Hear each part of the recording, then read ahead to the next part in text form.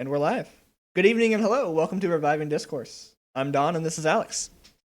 Hey Don, how's it going? It's going all right. It's good to finally be live. Absolutely. Everything looks to be working well. I'm looking on the Twitch dashboard right now. It's live. We got Wow. bit rates going good. Cool. I think we launched smoothly. Awesome. All right, into the unknown. Here we go. All right. Got the chat window opened up so we can see what people are saying. You can see that too, right? This looks all right. Yeah, I can see the chat. Okay. Alrighty. People have anything to say? Chime in. Probably get you on here. Okay, so let's see. What's new? Let's see. We were discussing racism against white people. Yep. Let's see. Heavy stuff. So how I feel like that it's more accepted than it should be. And so what's your stance on it? I don't want to take words out of your mouth. Huh? My stance on it? Mm-hmm. Well, I think you have some more compelling opening statements. Oh, like how you have. Like just because of what the discussions we've had at work previously. So I think that you can say a racist comment towards a white person and not really get any judgmental responses, like looks or comments or anything like that. But if you were to say it about any other minority, black people, Jewish people, women, even, you definitely get a lot of looks. The same thing goes for males. So like there's a two duo white males are okay to make fun of, but any other group of people is off limits. And that's my argument. It's not necessarily that like I think racism is rampant and it's an epidemic towards white people. That's not my stance. Is that it's accepted towards white people and towards males.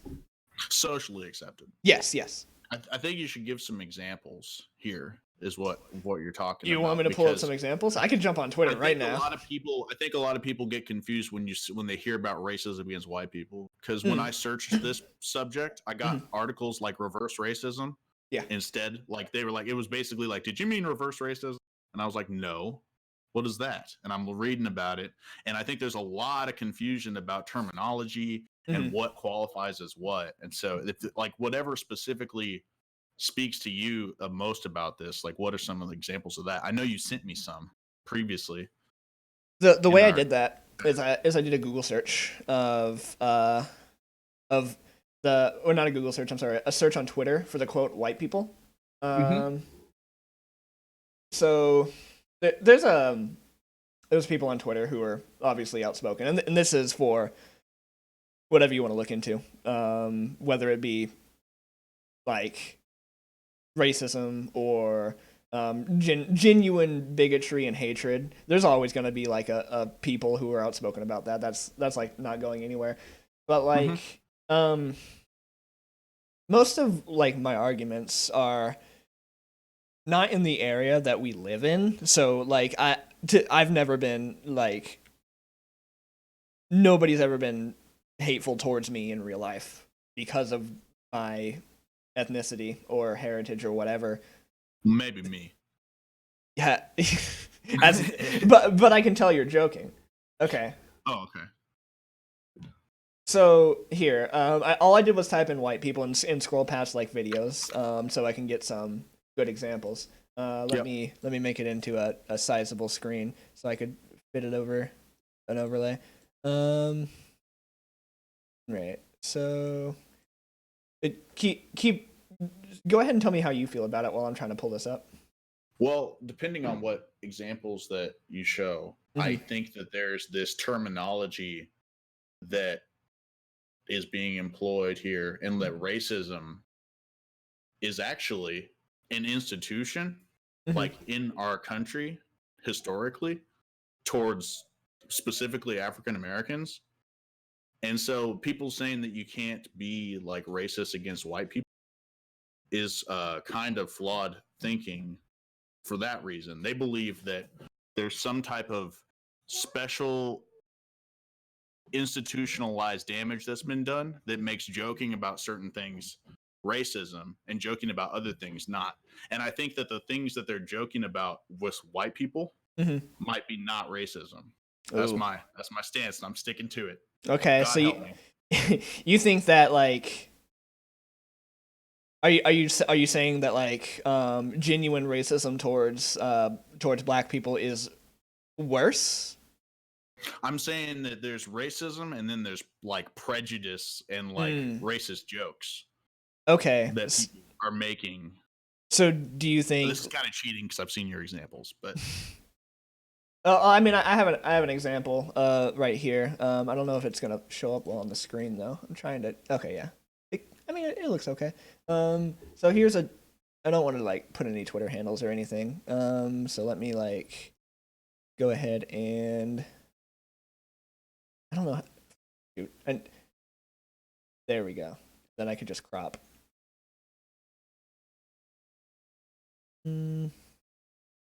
This is taking too long. I can't really pull up an example right now, but I'll work on that later. There's several in our chat already.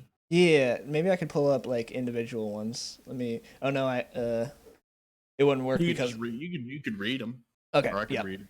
I'll go ahead and do pull Technology, it up. right? One step forward, two steps back. All right, here we go. I'm pulling up our chat, and I posted a bunch of different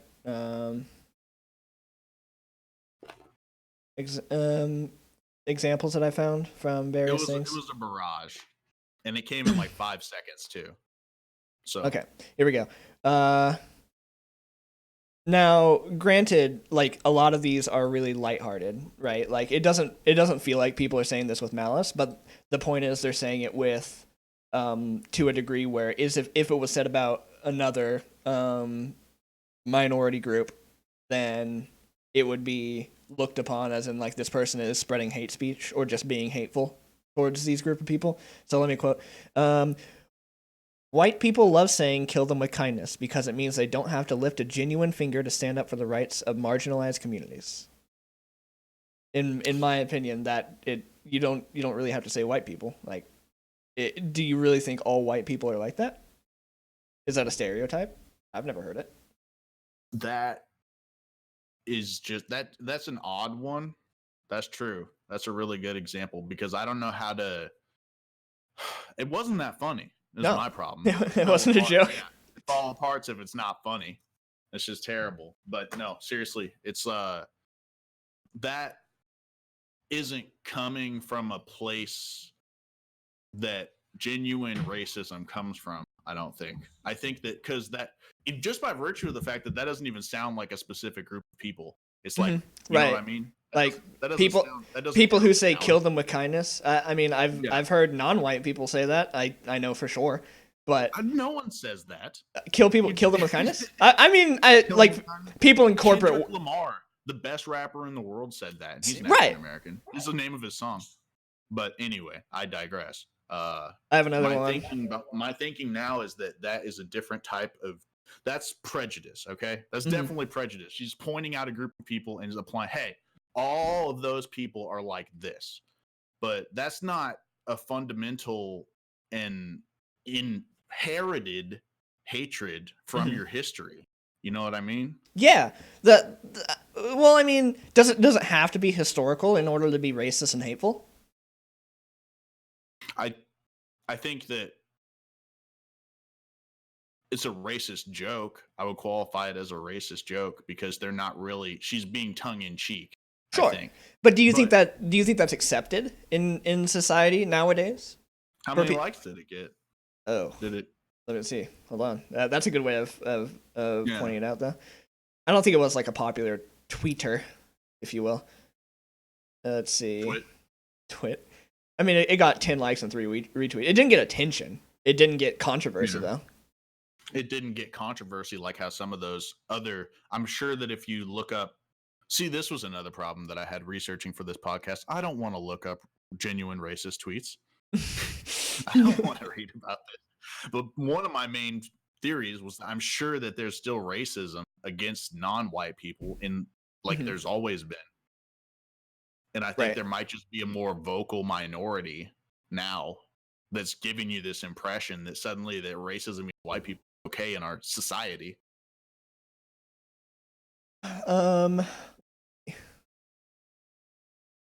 So I have another one here that I think this one was the most hateful that I could find. Okay. I mean I took 10 minutes to find this, so I didn't do a deep dive at all. This is just like the top of this scratching the surface. Let's see, here it is. Honestly, if I had those fucking paper thin white people lips, I'd kill myself. Those paper thin white people lips. Like, I mean, there's sounds like good. That sounds like good fish bait. Put that on the fish paper thin white people lips, catch fish. Lips, yeah. No, but that's pretty. If you talk to, I know for sure if you talk about an ethnic person's like facial features, that's not very good to do. That's just like mean and hateful, because like you can't help how you look, you can't help what you're born with, and you definitely can't, like, if you have that in similar with other people who share your ethnicity, it has nothing to do with you. All of it is not your fault, and for people to call you out on it is just mean and hateful. I don't know. I just don't think it'll never have the same impact. I think that you might be right that there's suddenly a little bit more of an influx of outspoken, like, hey, you know what I think about white people? And then something dumb that racist people say. Yeah. My problem is, like, nowadays it's okay. Like, people won't you won't see a news story about someone who had white face. Right? I've seen people like cover their faces in flour, and I thought that was funny. Like, I didn't take offense to it. But, like, you won't see a news story about it because they don't care. What? Yeah, you haven't seen something happening? Are you sure this is Yes, happening? I'm positive. There were, I mean, I haven't, it's been a little while. People that aren't white are like, it'll be funny, I'm going to dress like a white person, and then they powder their face. Yeah, seriously. To appear white? It was a Vine, so it was back when Vine was around, but there were some really funny Viners who would do that, and I thought it was hilarious. Right? But, like, if you do it the other way. If you do it the other way, then you're Justin Trudeau. It's not comedy. Because comedy, here's the other thing that I wanted to say about this, is that these people are doing comedy. It's crap. It's not funny. And it's kind of prejudice. It's really prejudice a lot of times, but it's still technically comedy because they're punching upward. There's these white people that in our culture have been on the very top of the post for so long. It's like, you know how if a comedian will like lower themselves when they're on stage and then they'll punch upwards. They don't make fun of just one homeless guy. They make fun of like a big institution or something that has more power than them, because otherwise it's not funny. It's just kicking a person. Oh yeah. They can't punching up is fine, kicking while they're down is not. Yeah, exactly. And I think that for right now in our culture is always going to be punching upward to make fun of white people. I think it just is. Well, why have white people marginalized such a huge why does society think white people are on top? Because statistically they are. I mean, they usually are. If you look at statistics, this is what I said in the trailer. That being upset with white people for having better jobs than you just because of the color of their skin is like, that's actually, I think that might actually be anti-racism. You think so? You know what I mean? Yeah, I think that might be. I think that might be legit. What do you think? Could you define anti-racism for me? Absolutely not. It's a dumb phrase for dumb people. Okay, let me do a quick Google. Let me get out my article. I'm sorry. I got a quick Google. Anti-racism, the policy or practice of opposing racism and promoting racial tolerance. So, like, on the paper, that sounds really good, right? Like, you're going against racism and people who are genuinely racist. I found that, like, terms like this are used to, we can go back to punching up. They're used to defend the things that below. Like, for instance, if someone was genuinely racist against a white person, someone who identifies as anti-racist wouldn't stop them. And I'm generalizing, so I'm just as bad as they are. But like from the examples that I've seen, someone who would identify as someone who is fighting for anti-racism would see a white person as the enemy. Oh, the enemy? That's kind of, I think they see this this phantasmic, you know, ethereal white person like institution that they think of themselves as make fun of white people all together. Like, I think that's what's in most people's head when they talk about stuff like that. I think that usually if they just sit down with one, they wouldn't be an enemy, especially if they're like, hey, you know what I like? Not racism. That's actually a good point. I don't think they think any specific white people are the enemies, besides like specific people that are famous that they see online. I think they like make a caricature of a person and then run with that and assume that all people are like that. There's like deep tunnels we can go down on how the internet culture works, and how if you see someone post a comment or a tweet, then you think or you immediately identify that person as this one trait. So like if someone says a racist tweet and that's all you see of them, then they are a racist and that's all they are to you. So it's really easy to demonize them and run with that, when in reality they're a person with as much depth as you have, and that this one racist tweet that they said may not really reflect their worldviews, but all you have to go on is this one tweet, so you run with that. It's way easier than actually imagining all these people have complicated past and histories that are making them say what they're saying right now. But so would you argue that there is a fundamental difference between like, would you be how would you feel about looking up tweets against that are racist against minorities? Would you feel comfortable doing that? I don't know, I've never done it before. Because I don't. Let's try it. And I think that speaks to the issue in a way. Let's try it right now. Let's see. I've honestly never done it. Let's see. Let me instead of searching quote white people on Twitter, I'll instead search. Although even if you don't find anything, that's just more proof that this culture that Twitter exists in thinks it's okay. So that's not a very good. That's kind of a lose-lose for me. Let's see. I did quote just like I did quote white people. I'm doing now quote black people. And it's actually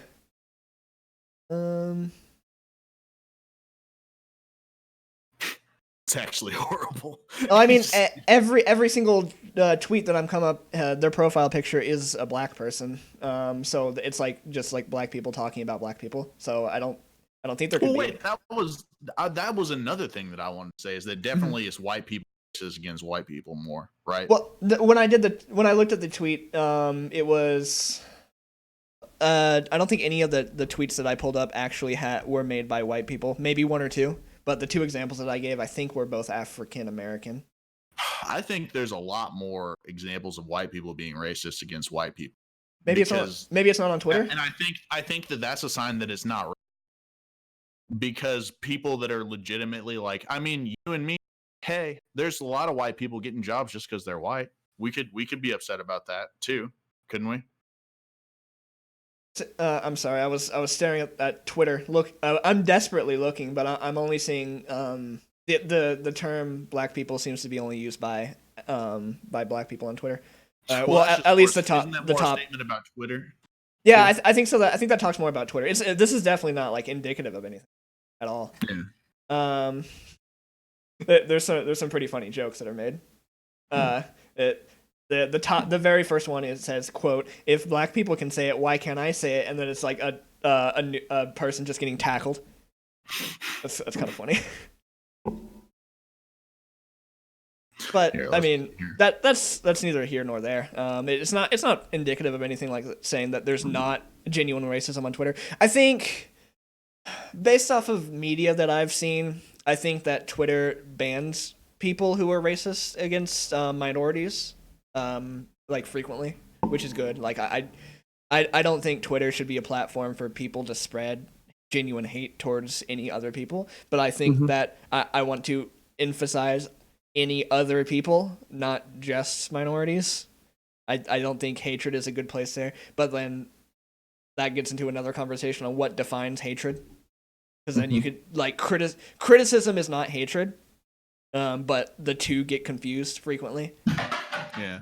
Okay. So since there's some examples from Twitter that we have, and that could be just in the vacuum of Twitter, I actually have a real world example here in this article in the Scientific American. Where they white people, first of all, they believe that discrimination against black people has declined over the past few decades, but whites believe that discrimination against whites was more common. And the way that they tested that was that they hold on. Okay. I can read it to you. So this is like an actual test? We'll link this. Yeah. They did an experiment. They sent pairs of experimenters, one black and white, to apply for 340 job ads in New York City. Ooh. She gave them resumes doctored to have identical qualifications and gave them scripts so that the applicants said the same thing when handing in their applications. Interesting. She even dressed them alike. The black applicants got half the calls back that white applicants got with the same qualifications. So unless you're on Twitter, I think you're pretty safe as a white person. That's all I was getting at. Well, I mean, like, for job hunting, I will. Jeez, that's what city was this in? Huh? What city did that say? New York? Hold on. Yeah, City. New York City? Well, that's SNL town. Population SNL. They should be even less racist, right? Yeah, you'd think so. Being as how blue, I think New York is always a blue state, right? And the liberal left is always parading itself on how accepting it is. Yeah. On Twitter. On Twitter. I think a lot of this is your problem, Don, is that you're seeing this because you have Twitter, if I'm not mistaken. Right? I don't use it, no. But I use meme sites and they allude to Twitter frequently. Oh, okay. Yeah, I don't know if I think that you might be right. I would concede that you're right that racism against white people is more rampant on Twitter. Well, no. My argument isn't that it's more rampant. I would say it's more now than it was before Twitter, but my argument is that it's accepted. Like, nobody's going to be say that you're not allowed to do that. Like, you can't say that that's racist towards white people.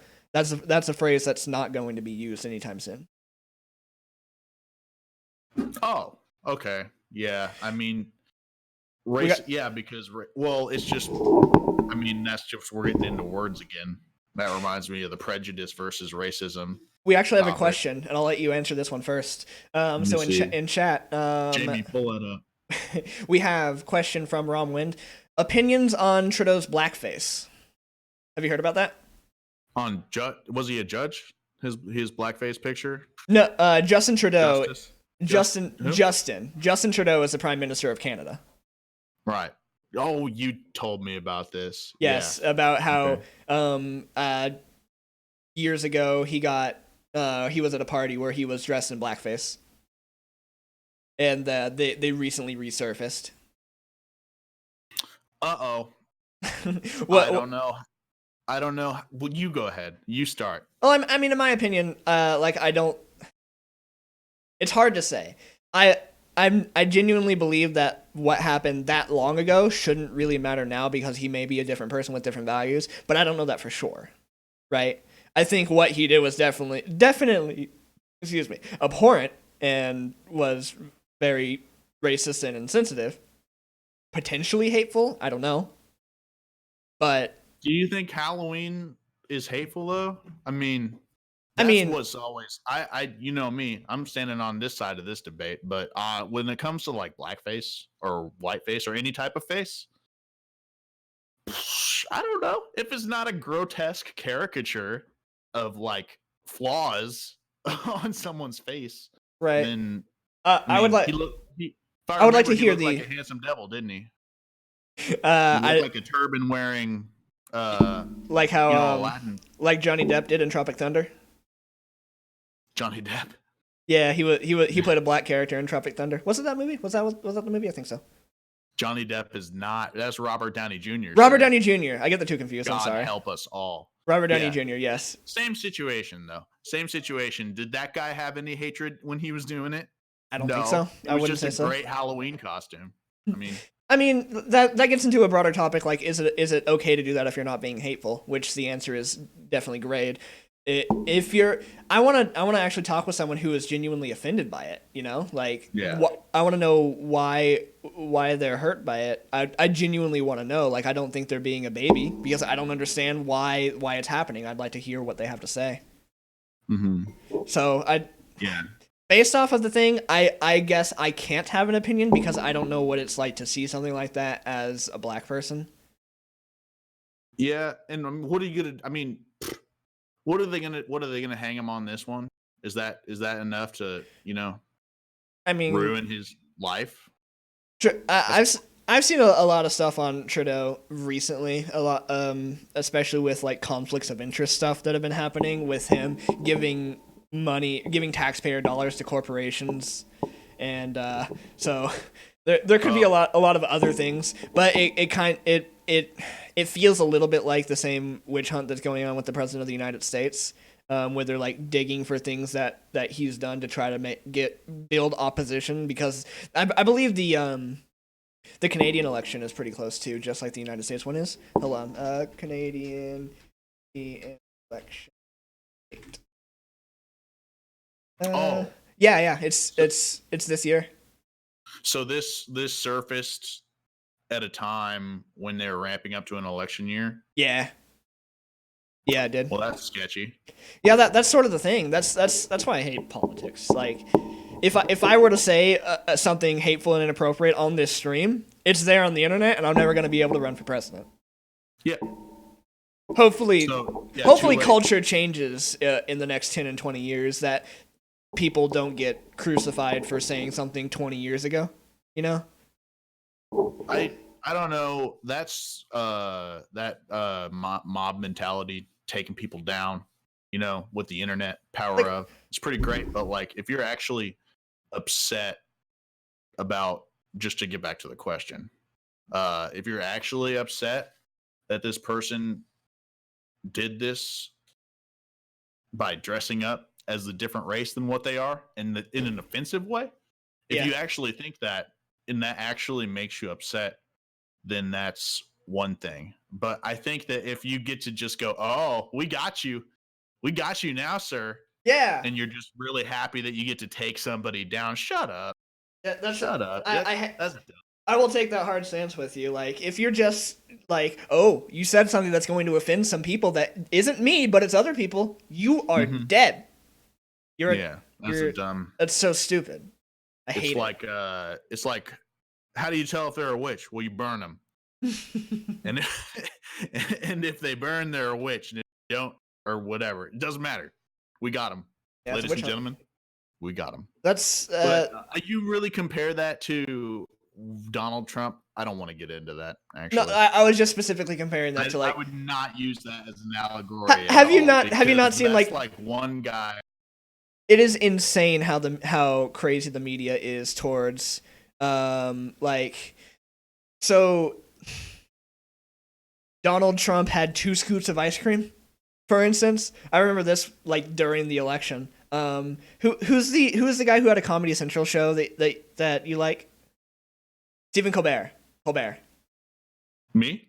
Yeah. Stephen Colbert? Mm-hmm. I do like Stephen Colbert. Not so much anymore. I don't know. Love him. I don't know the meme, I don't know the context behind the meme, but like there's a picture of him that's like heavily edited and like red chromed, and like in rage face. It just says 2 scoops because Donald Trump had 2 scoops of ice cream when he went out when everyone else only had 1.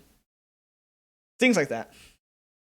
Ooh, here's a good question. We got another question. We got another one. What is your opinion on the Hong Kong protests and its effect on American companies? Very interesting. I haven't looked very much into the Hong Kong protests, but this is actually a great segue. I have heard a lot about. I could talk about a specific subject with Blizzard's stance on it.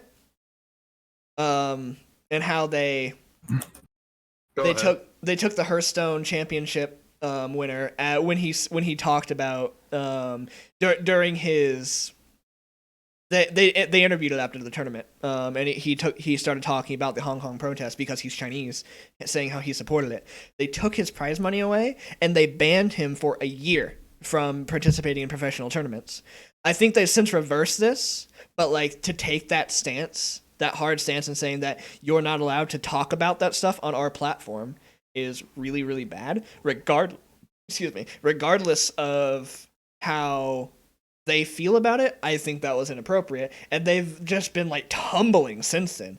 And that people have been making an Overwatch character into an anti-communist symbol and in opposition of communist China, and they like took a trophy that you could order from their store down of that character. My opinion, though, I think the only thing I really know is that like there are companies who are in Hong Kong who are refusing to release footage, like in a subway station, of like a police group attacking protesters, and they're refusing to release footage of it. Mm-hmm. I think that is horrible. I think there's no reason why they shouldn't do that.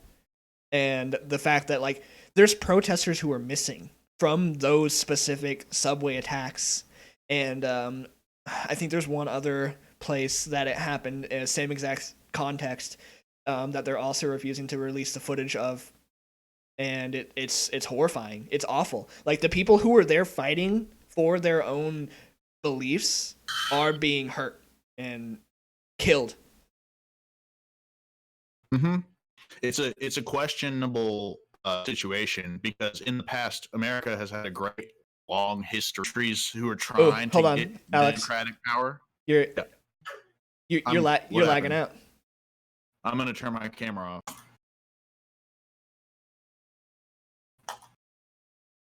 I'm back. Is it back? I think it's just your computer that was lagging because your voice was lagging too. Oh, okay. How we looking now? A little bad. Are you streaming your screen? Mm-hmm. Okay.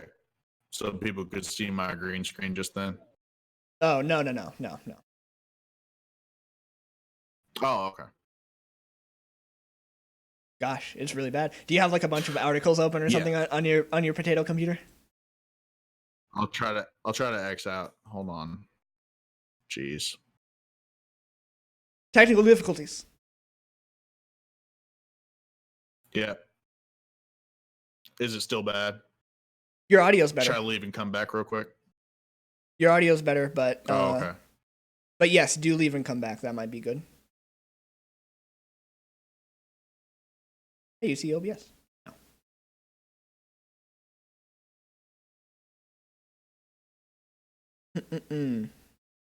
Sorry about that. Doxed.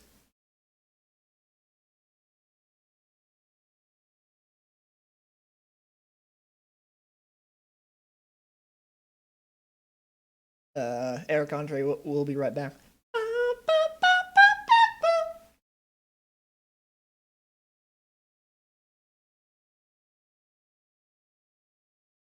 Taking so long. You dying? Alex, come back. Oh, I have an idea.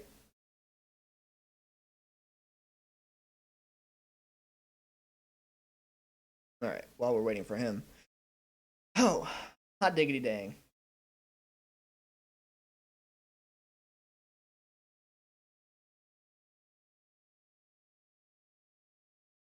Alex, please. Uh-oh.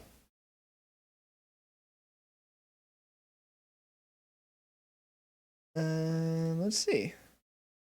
Whoa. Okay, so let's try.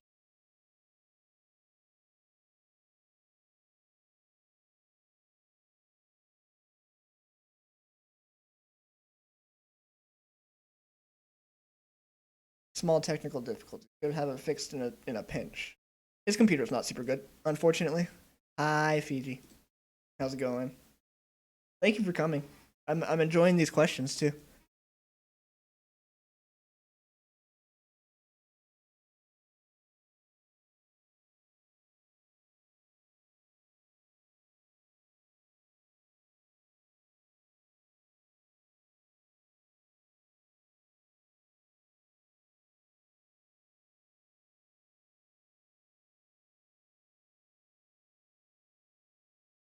Is it looking okay? Besides these technical difficulties, is everything running all right on the stream?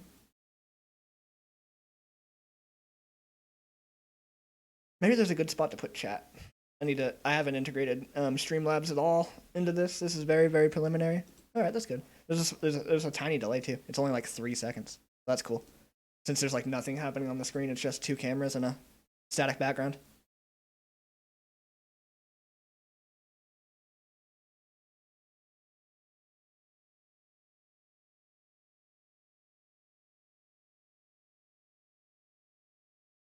Intermission screen. There's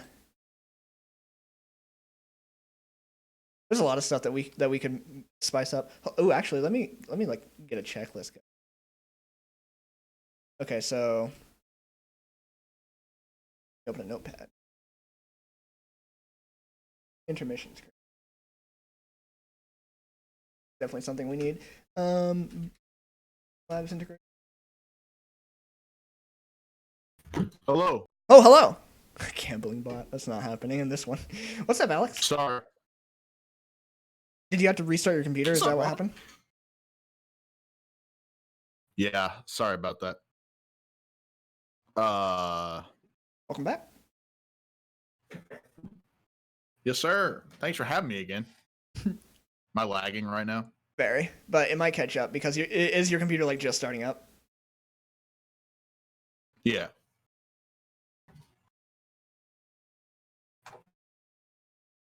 What do?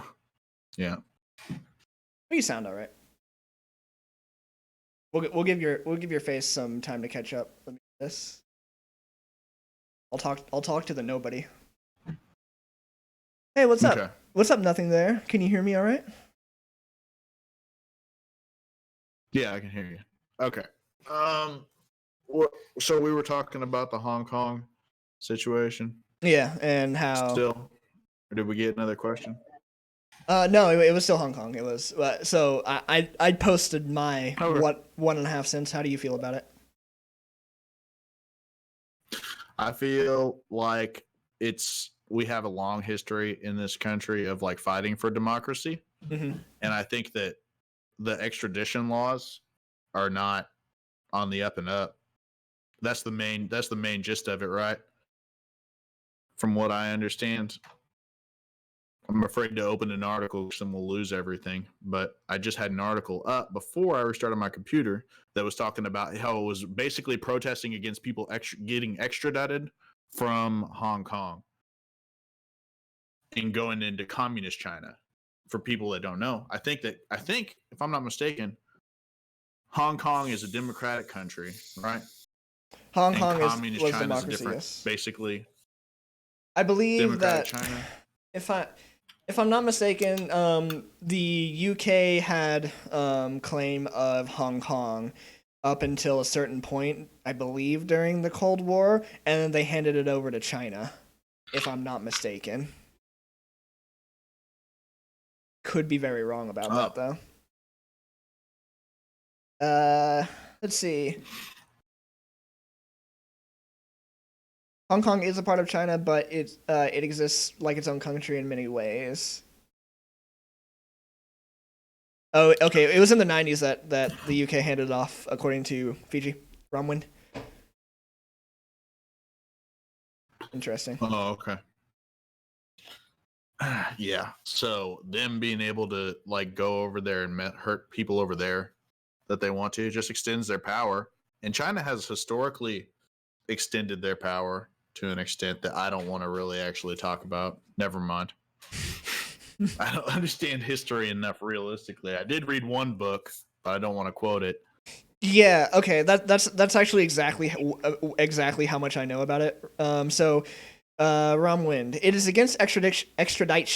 how do you pronounce that word? Extradition. But it's now against police brutality. Extradition, thank you. So I know a lot about the police brutality that's been going on. But I don't know how the riot started. So I think that's all I really need to know because of how it's going now. How the police are like they were peacefully protesting, like they weren't hurting anybody. However, the police came in and started hurting them.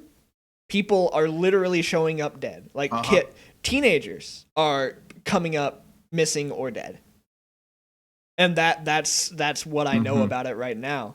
And that's what I don't know the original message, but I'm definitely against the protesters being harmed for saying what they believe in. Absolutely. I think that makes it even more bad. I hate police brutality in any way, shape, or form. So it's almost like it reminds me of if it got any worse, do you think we would intervene like how we have intervened in other countries that were trying to have democracy? Well, there is actually a let's see, hold on. There's a legislation actually currently going through the House in the United States for supporting the Hong Kong protesters. So the United States is actually currently like pending some work for. I'm trying to look for the bill right now. Let's see. U.S. bill for Hong Kong. See if I can find anything. Let's see. Oh shit. House. Oh, it's already gone through the House. Can I find the freaking bill? You always find 700 news articles about it, but you can never find the bill. Yeah. Oh. Oh my. I'll be right back. Someone's barking at my door. 1 second.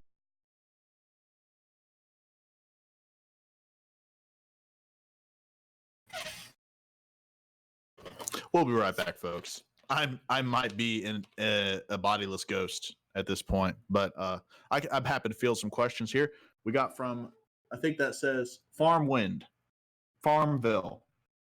Just joking with you. Current thoughts on the political, cultural climate of America, and are you optimistic about the future?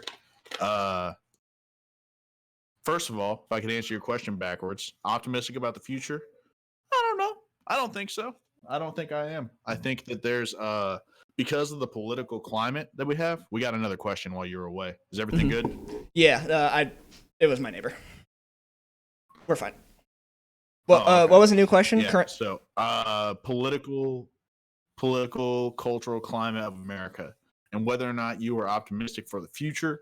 I was saying no, I'm not optimistic for the future because I don't think that there's any room for political discourse anymore, which is part of why we're doing this podcast. Oh, yeah. I mean, so I think people are doing things like this podcast more and more. So I think that like we took a huge stab to the chest of political discourse with the advent of social media, but I think that wound is slowly closing and healing as people like move on from that. So I'm optimistic, but I think it's gonna be a lot of work. And people doing exactly this. Want to do the work. Yeah, I mean, it's also sometimes I'm secretly afraid of. Oh, go ahead. I'm sorry. I didn't have anything more to say. What are you afraid of? I'm secretly afraid that Trump's not going to leave office. I think that he's going to try to stay for another 8 years after that. And I think he'll slowly begin his march on the world. So you think after a second term, you think he's going to stay in office? I don't. He's going to win again, and then he's going to say, "Yeah, I might stay another 4 years." I don't think so. I think once he does 8 years, he's gone. I think he'll say, "Okay, I'm done. I hope the next person does." Continues in making America great again. I know only the best people who make America great again. I don't know, man. Have you heard? There's something I heard. No, never mind. I don't have enough to talk about it. But apparently, the White House wasn't cooperating with like impeachment proceedings. So in my dumb head, I just pictured them going, "We're going to impeach it." He goes, "No." He just stays there. Anyway, That's really funny. What are you going to do? Carry him out? So, yeah, not optimistic. I think we're on a tumbling toward sure destruction if we don't get our act together. And I think part of getting our act together is just relaxing and love you guys. I mean, seriously, can you not be mad all the time? I know it's fun and feels good. Yeah. But if you're getting on Twitter to be upset, then you're part of the problem. There's no reason for it.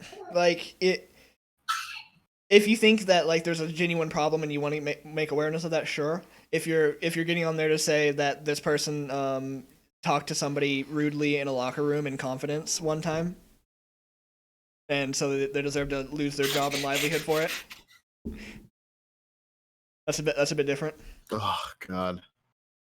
This is what I was gonna. Okay, since we're on topic, I'm trying to avoid it as hard as I can. But it came back. You remember how you were comparing the Prime Minister of Canada to Trump? Yeah. In my head, I thought to myself, "That's like, can we swear on the podcast? Is sure. that decided or not? Who cares? I'm quoting the president. Quoting the president. If that okay, so that's like if Trump put on blackface and then grabbed someone by the pussy. That's what I was thinking. Oh yeah, is that? So I don't think they're really comparable. Yeah. There's one thing if you put on blackface, but if you put on blackface and grab, like that's like if he had blackface on and grabbed a black person by the pussy. That's really bad. Yes, that would be pretty bad. I don't think Donald Trump has ever been on record of actually grabbing someone by the pussy who then was outspoken about. Oh, you think he's just all talk? Well, I mean, I genuinely believe that he probably. I genuinely believe he probably did it. I don't think he did it to someone who wasn't receptive of it. You know what I mean? Like I don't. There hasn't been anybody who's outspoken about it, and I could be wrong. He's big pimped. I think he's There's several hundred people that have been outspoken about it. No, there's not a single one who has either A, actually gone to court about it, or B, not been paid off by Donald Trump. There's a woman that wrote a book about it. Yeah, do we need to pull it up? This is kind of off topic. Well, wasn't that person given it like a lump sum or something? I know very little about it. Given a lot of money for their silence is, like I mean, there's that sounds in.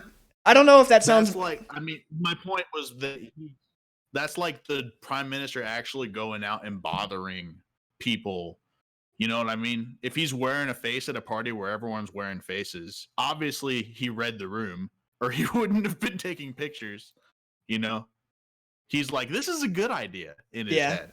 Uh-huh. But like if Trump what he talked about doing to people would like actually interfere with their life like pretty poorly if they weren't receptive of it. Well, I mean, that's all I was getting at. Sure. If we're gonna go down this rabbit hole, though, like the conversation, like he was saying, could be taken two different ways. Like he said like where you can just walk up to him and quote grab him by the pussy, as if either you could take it in two different ways. Either one, you could just do it and they won't do anything about it because you're such a rich and powerful person that they know they can't do anything about it, or B, because of who you are, they're so receptive of it and they welcome it. It could be taken in two different ways, and I think it's a huge gray area, and it's probably something that shouldn't have ever been said, to be honest. But, you know, take it as you will. I take it a third way. I take it as Donald Trump has had experience, and he's speaking from experience. And whatever the reason is, he didn't check before. It's fine. This is off topic. Actually, go on. Man, I want to not be off topic. Otherwise, you would be bodied by this bodiless ghost, son. This bodiless ghost floating in your ear right now, defeating your arguments. Well, I mean, what topic is there? We're just talking about political discourse. We're having a discourse right now about something completely off topic. That's fun. What's your third way of taking absolutely. it? All right, Finish your thought. My third way of taking it is that whatever way that they're interpreting it, he doesn't know till after the fact. If he upsets somebody, it's too late already. After he already grabbed them. He said you can just walk up to them and grab them. So if they didn't know it's coming, they could be like, "Oh, this is the greatest day of my life." That hot president soon to be grabbing on me. Or they could be like, I'm gonna go cry in the shower, you know, for a long time. I see what you're saying. Yeah, like I mean, I definitely wouldn't be appreciative of it, even if it was a very powerful person I was attracted to. I wouldn't be appreciative of it if it was me. So yeah, I could see. I definitely don't think it's something that should have ever been said. But either way, I think a person in political office should not be judged by the comments they may or may not have said in the past. I think that their policies are foremost and forethought. So that here's the thing you need, and when I say you, here's the thing that everybody should be very understanding of. The people who are in political office for anything, whether it be the United States House or Senate or the president or the Prime Minister of Canada, they are supposed to represent the people foremost above anything else, before their own needs, before the companies who back them, before anything. They are supposed to represent the people. And if they don't do that, then don't vote for them. If Donald Trump says some very inappropriate things, however, he still supports the things that I believe in, it's not going to make me vote for Hillary Clinton, who does not say those things, but has policies that I do not support and that I think would be detrimental to my own well-being in the United States. So take with that what you will. This is my question. You had a really good train of thought going there, but then you kind of pigeonholed yourself with the vote for Hillary Clinton thing. Mm-hmm. So I'm not interested in you voting for Hillary Clinton. All I'm interested in is whether or not you think it would be moral to say something like that, and whether or not having a moral leader is valuable, and whether or not we do. I will say I don't think Donald Trump leads with morality in mind. I think he's a very analytical person, and he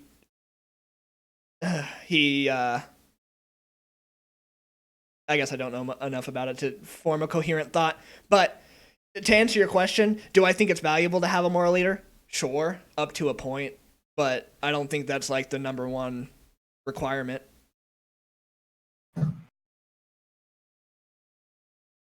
So, in terms of a leader who says bad things and says things that if people believed them and acted like how he says could hurt people, how do you square that? I know we've already discussed this at work, but how do you square that with, for example, my son? He's too young to differentiate between someone's words and their actions. Mm-hmm. You know what I mean? He's not going to be able to grasp he's bad over here and he's good over here. Right. All that he knows is there's good guys and there's bad guys. So how do you justify a president that cannot turn that off, leading our children and our future? Like the question. Oh, there's another question. I'm sorry. No, well, that's fine. We'll get to the question after we finish our discourse that we're reviving. You revive it. You have to take it in certain strides. So there, with what you said in that he can't turn it off, I think he can. I think he thought he was talking to people behind closed doors and in a place where he wasn't going to offend anybody, and he was trying to talk himself up to whoever he was talking to. In my genuine opinion, I don't think he was actually telling someone to go forward and molest people. But even if he was, to be honest, I would pass down to. It's hard to say, honestly. You kind of got me in a corner. I'll admit a bit. It's hard to say.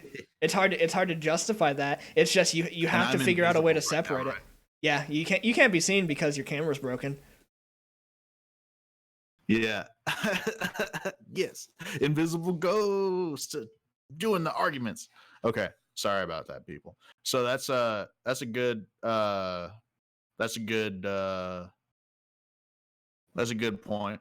I don't think there is a good way to box that. So that's why I always ask you that question. It's because it's the only way I can think of to be like, because as you were saying that, I wanted to like be like, oh, that what was the second part that you said?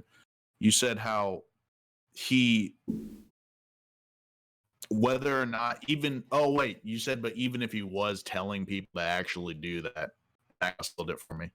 Because I was gonna say I don't you when you said I don't think he was telling people to go forward and do that, I was gonna say gotcha again because you know who can't comprehend the difference between like someone giving actual advice and someone just talking themselves up A in 2-year-old. front of their friends. This is the little future of America. Yeah, little 2-year-olds, little kids running around. That was a telling thing. That was really when I mean I'm kind of on the fence about supporting anybody but that I've seen so far. But I really kind of had a that happened to me when I was talking to my nephew about Donald Trump, and he was talking about why don't people like him, and I realized like I couldn't show him any of the videos because he's 12, Mhm. so I don't want him to hear that kind of stuff. Right. So I'm just like, well, I guess I can't really stand by this guy. I'm like that guy in the Bible who says he doesn't know Jesus. I Mhm. was standing next to Trump, but then I got caught standing next to Trump, and I was like, "Oh, that feels bad." Well, I mean, if you're gonna stand by someone, you have to know their faults, and you have to be realizing that, like, okay, they did this bad thing, but what about all this good stuff? Like, does this one horrible thing that Donald Trump did a decade ago, is that enough to damn him for the rest of his life and make it so that his political policies are horrible and make it so that he's a terrible person and that you can never tell people things about it? Like, I'm sure there's things that I did 10 years ago when I was a teenager that would be considered appalling nowadays. Do I live by those things that I said? Probably not. Oh God. What? Yeah. Um. No, I was just thinking. Oh God. Yeah. I have things that I probably said that I would don't crucify me over them. You know, Mm-hmm. that's how I would feel too. But if he would just be, I don't know why we're talking. If he would just be apologetic, I think Oh, he that's might it. be the perfect president. Say If he my was just my like, bad. imagine if he was just like, yeah, my bad. Yeah, he's just like, yeah, I'm sorry. One time. That'd be crazy. I've never heard him do that though. Okay, so we got another. Here's the next question: do you believe authoritarianism is a big issue in Yeah. America, and is sacrificing your constitutional rights worth government security? The answer is yes, and absolutely fucking not. No way. I will. Don't tread on me. I will shoot you before you take my guns. That's my stance, anyway. Demilitarize the police. It doesn't, it could be. We don't know. We don't know if authoritarianism is a problem yet. But one thing's for sure, whoever has those big guns is going to be able to decide who does what. Oh yeah, That's what I absolutely. think about it. So there should never be a If time. So this is actually the issue. So the Hong Kong protesters cannot defend themselves because they don't have weapons to defend themselves with. So they are just defenseless protesters, right? The police come and they fucking missingify these people because they can't defend themselves. So imagine if the government got to the point where we had to protest against them after they take away the guns. We'd have no way to stop them. The people who want to take away your guns are the people who want to keep the guns themselves. Oh yeah. I don't know. I think that well if they had guns though, that would have just been civil war. That's what a civil war is. If it has to escalate to civil war in order to have your own rights, then it has to escalate to civil war, right? So the whole thing with the American Civil War was like the South genuinely felt that their rights were being infringed on because they thought they had the right to own slaves. When in reality, now because the North won, we know that every man is born equal, whether or not you are African or not. So that's another thing. The Africans didn't have weapons to defend themselves either, and so they become slaves hundreds of years ago. Exactly. Of course, I'm talking about. But I digress. the South believed their rights were being infringed on, so they took up arms because they weren't being represented in office. The rights that they thought they had were, of course, I don't think anybody really supports slavery as it was 200 years ago today, but they had no other way to voice their rights and opinions other than take up arms and defend themselves.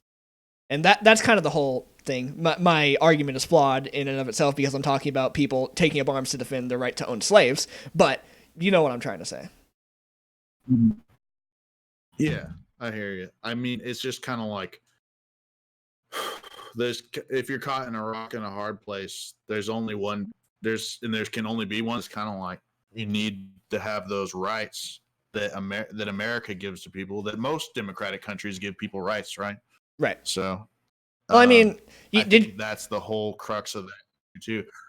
You know the UK doesn't. The UK and the EU do not have freedom of speech rights. You are not given the right to free press or any freedom of speech at all in the UK. And I think the freedom to protest is more important than the freedom to bear arms. So, anyway, to really answer the question, I think I already did. Yes, I believe it's a big issue. I believe it's getting bigger, unfortunately, and more. I think it's actually a Benjamin Franklin quote, something along the lines of those who sacrifice liberties for security are fools and deserve neither. I love that quote. I think that's right. Oh yeah, that's a good quote. Do not sacrifice your freedom to be safe. I can't really. I know, and that's how I feel every time. Every time I interact with police, it just feels like I'm already on trial. You know? Oh yeah. Like the way that they're interacting with you, and that they're heavily armed. It's just very disconcerting to me, and that rings true of like that sort of authoritarianism, and people. And getting indoctrinated into believing that these people can't make mistakes is a really important step in them taking away your rights. I think that's why I think it's really important to talk about police brutality in our country too. Yeah, I think that there's sort of been a culture that's been getting bigger and bigger in the last like half century or so about police. Like there's like a whole culture of like to paraphrase, fuck the police, about like people who genuinely believe that police officers only want to hurt certain people. And I think that's like it's actually true to some extent. Like there's some police officers who are legitimately predisposed to be more aggressive towards a certain group of people, and it's sad. It really is.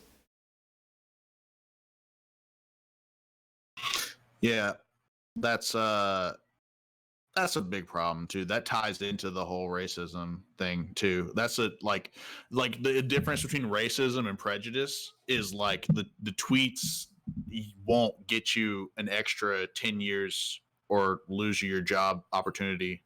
You know, the tweets against white people won't do that to you in the same way that racism against black people does to them still. Yeah. Which is bad. But yeah, that's bad. That's bad. But gosh. Okay. Let's bring up a new topic. How about so ooh, hold on, we got a question. Would you support universal health care? No. And I'll tell you I can tell you exactly why, but I've been answering the questions every time first. So let's have Alex answer this one first. Yes. I would support universal health care for sure, because I think that there's enough money specifically in our defense budget to cover it forever. I really do. Don't check my numbers, but I think that there's a lot of money in defense that is being used on things that are going to be obsolete really shortly, like tanks. Think tanks are going to be obsolete? And yeah, I think tanks. I think any actual physical war devices besides the big ones are going to be obsolete. especially like we're never going to have that big, large bad guy and have to march across the sea. You know what I mean? Again, in history, I think we pretty much got a lid on that, right?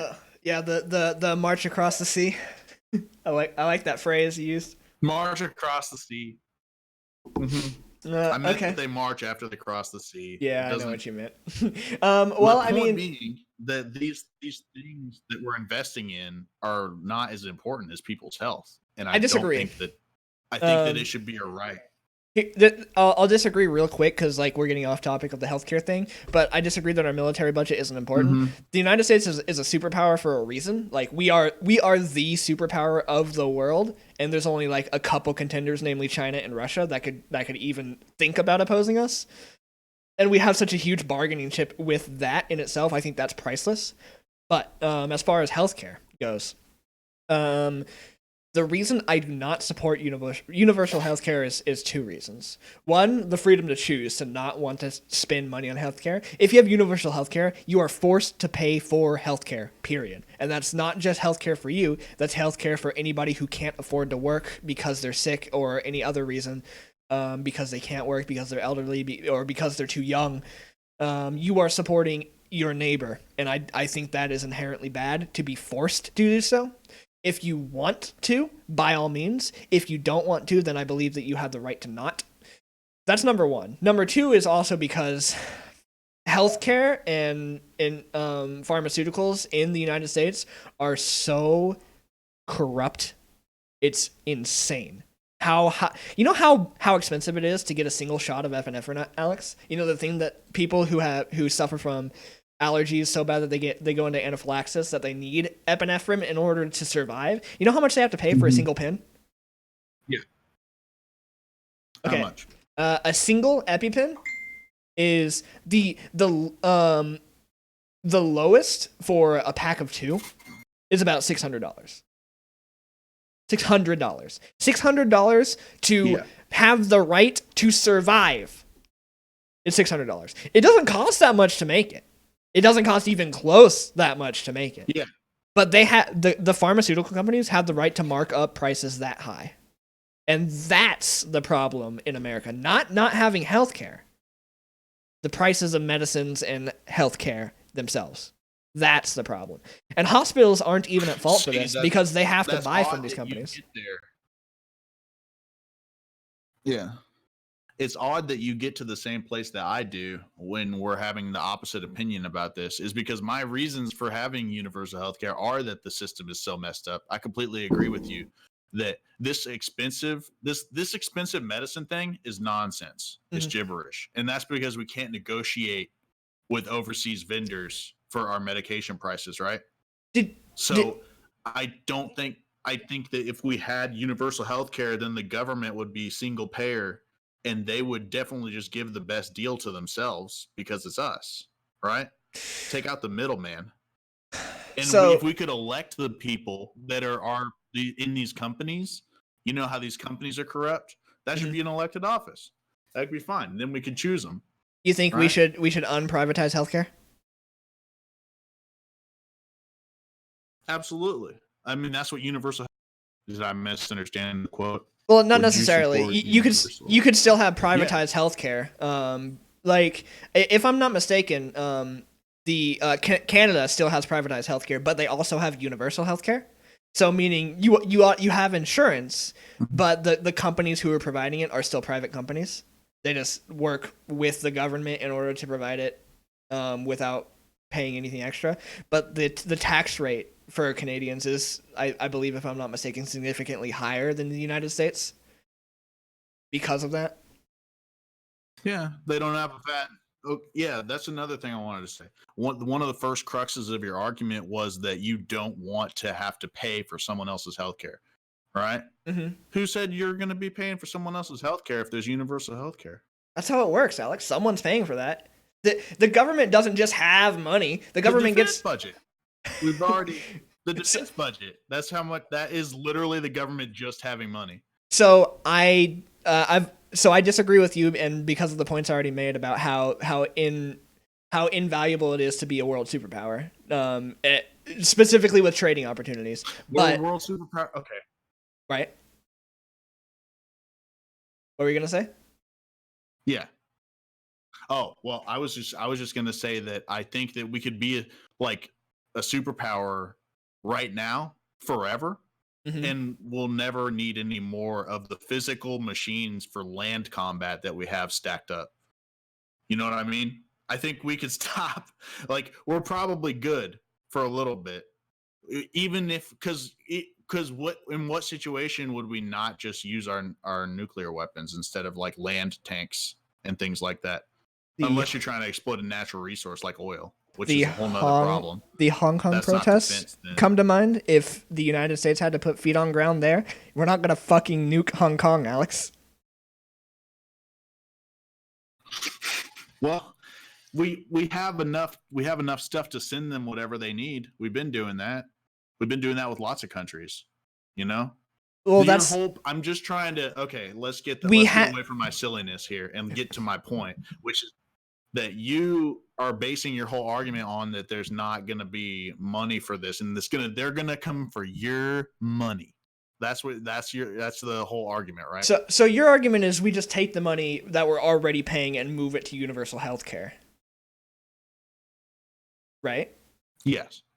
So I disagree with that because where the money's currently going to the defense budget, I think it should stay there. In my opinion, I don't know enough about it though to make a concrete analysis on what exactly we're paying for with that $300 billion a year, I believe is what it is. But let's look it up. Yeah, okay, the United States defense budget, U.S. defense budget. I'm looking up a pie chart for dramatic effect. I was about 40%. The correct number is 693 billion. We are the most expensive army. Seconded to China's People's Liberation Army at about a quarter of our spending budget. Wait, the People's Liberation Army is China. Communist China, I believe. But how much? If I don't think that we should reroute those things. We can get into another conversation on government spending and how inefficient it is and how it could be made significantly better and get money from there. But I don't believe that we should reroute it. I believe that we should just stop paying for the stuff that we don't need to be paying for. I believe government salaries are way too high. I think they're way too high right now. I don't think that Senate members should make 6 figures. I don't think that House representatives should make 6 figures. That's perfect. But that's perfect. So here's a question: if that was to go to universal healthcare and it worked, would you object? I would. The reason being is because I think that yes. It was just taken from those specific guys. It's not enough. Taking your money. I'm just taking it's it from not 10 enough. People, it's not enough. It's not enough. No, That's need. That's not the question. I said if it was enough, though. I'm asking a philosophical question. So let's say, let's put this into a yearly budget, right? So let's give you a really low estimate. Let's say healthcare costs $50 a week per person in the United States. So that's $100 biweekly, or $2,600 a year on healthcare per person. For the 300 million people in the United States, that is $780 billion a year, right? Let me go ahead and even cut that. I'll cut that in half to make it even a lower ball estimate, okay? So we're at 390. We'll round it to $400 billion a year for universal healthcare for all the people in the United States, right? So we can't feasibly reroute money for that. But let's say if we could, the step one is to stop spending money on the things we don't need and let that go back into American pockets. Even if we did that, and even if we started making that much more money into American citizens' pockets, I still would not support universal healthcare until the Western medicine structure as it is and how corrupt it is fixed, and the healthcare goes down significantly. Those two things have to happen first before universal healthcare can even come to the table. Okay. But if it did come to the table with those two things, you'd be more open-minded to it. It's not the principle of it. No. It's just that it can't be done. Yes, that's correct. Okay. That's how I feel about it, kind of. If I'm to drop the facade, I don't know if it's feasible right now. Partly because there's a lot of that corruption that you're mentioning, like medication and doctor visits is hiked up by companies that don't have your interests at heart, Right. no matter what your doctor wants. So that's why I think that if there was, okay, maybe we can meet halfway and say if there was more regulation, and it's just like, hey, you can't just make up a price for medicine. Right. That we're the government and we decide that you can only profit this much to the companies themselves, from the companies. Would you oppose that? I think it has to be on a case by case basis. Like I think like specific medicines need to have legislator brought on. Like we could start with epinephrine and say that you can't make a certain amount of epinephrine cost more than this much, and this will last for the next 5 years, and then we'll relook at it and see if this needs to be adjusted. The reason being is like there's specific medicines that people need to live, right? Epinephrine being the one that comes to mind, or even insulin for diabetics. These things are way too much for no reason other than to line the pockets of rich pharmaceutical companies. Which, I mean, any other business, like if they were in the business of making lawn chairs or in the business of making car doors, I would say mark the price as high as you want it to be. But for things that they own a monopoly on, and the things that they agree with other pharmaceutical companies to say, hey, let's mark the price up this much so that we can skirt the laws of trusts, that's a huge issue, especially for something that people require to not die. Exactly. That's the thing. It takes away your rights. It infringes on someone's rights to not have access to affordable health care. Unfortunately, it doesn't. We need to do something about it. There's your right to live. What about life? The first thing, life, liberty, property. Well, yeah, those aren't. I think that was from a letter that someone wrote, and that's not actually in the Constitution. Life, liberty, and pursuit of happiness is what you're thinking of, and no, it is not in the Constitution. Thomas Paine wrote Life, Liberty, Property, and Life, Liberty, and Pursuit of Happiness isn't. Not Thomas Paine. I don't know. No, it was something written by someone. Sure it's not? Are you sure that Life, Liberty, and the Pursuit of Happiness isn't in the Constitution? Let's see. I could be wrong. We're always Googling the Constitution. Well, it's because we're new to this. That's fine. Oh no, it's in the Declaration of Independence. Yeah, we're both stupid. Yeah, it's in the Declaration. Oh God. Anyway, that's an American ideal. You can't beat me. I'm going to call this the Statue of Liberty defense that you run.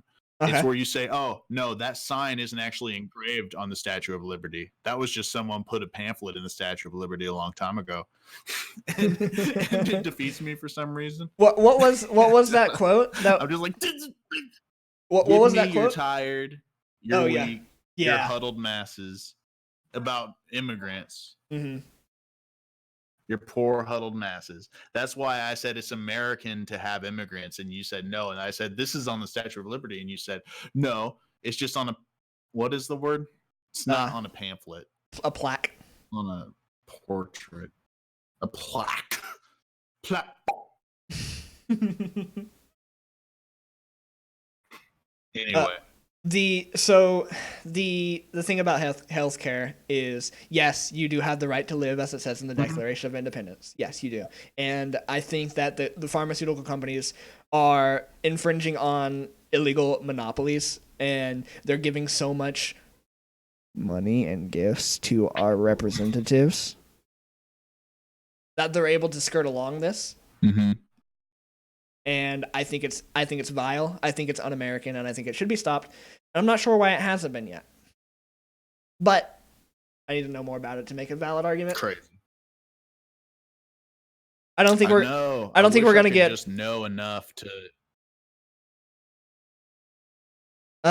Okay. Another question: of all the Democratic candidates running for office, who would most likely win come 2020? Donald Trump. Oh. I have no. I legitimately. I have no doubt. Oh, besides Donald Trump, I have whiplash from trying to.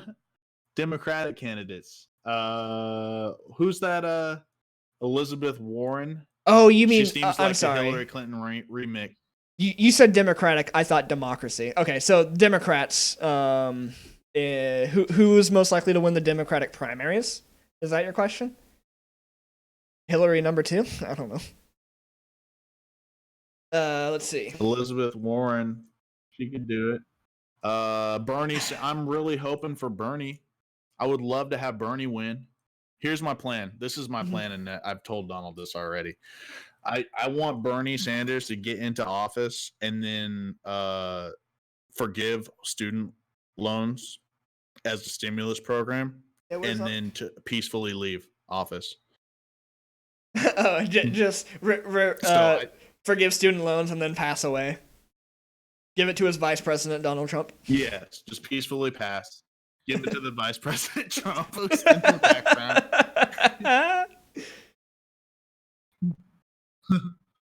Oh man. No, but seriously, I don't think he's gonna win though. I think that the Democratic Party is really cruel to their own candidates, and I think that they have plans that I don't know about. And whoever they've chosen already is gonna be their win. Candidate, right? And it doesn't matter who you vote for. That's how it happened with Hillary. Whoever they choose is just gonna win. The Democrats totally punted out poor Bernie last year. I think it would have been a genuine political race for Bernie versus Trump last election. Morning, yeah, that would have been epic, wouldn't it? Mm-hmm. Whatever you think about either one, it would be epic. Oh yeah. I think with the actually, you know what I wanted to talk about? I had a dream the other day that I woke up from a 3-year nap, and I'm like, oh shoot, who's president now? And it was like, I try to ask someone who's president. They're like, it's not Donald Trump. I'm like, oh, all right. And that was the end of the dream. So I guess he lost to whoever. Yeah.